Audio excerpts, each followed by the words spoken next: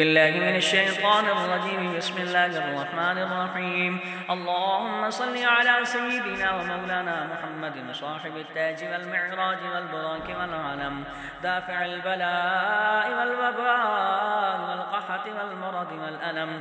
اسمه مكتوب مرفوع مشفوع منقوش في اللوح والقلم، سيد العرب والعجم. جسمه مقدس معطر مطهر منور في البيت والحرم، شمس الضحى بدر الدجى صدر العلا نور الهدى كهف الورى مصباح الظلم، جميل الشيم شفيع الأمم صاحب الجود والكرم. والله عاصمه وجبريل خادمه، والبراق مركبه والمعراج سفره، وسدرة المنتهى مقامه، وقاب قوسين مطلوبه والمطلوب مقصوده، والمقصود موجوده.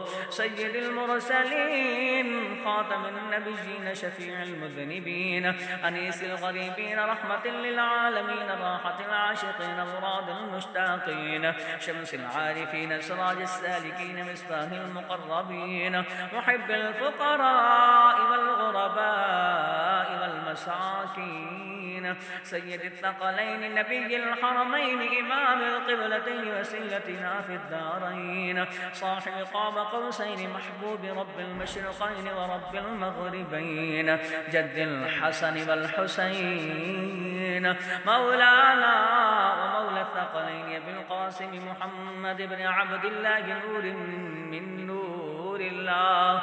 يا أيها المشتاقون بنور جماله، بلغ العلا بكماله، كشف التجى بجماله، حصنت جميع خصاله.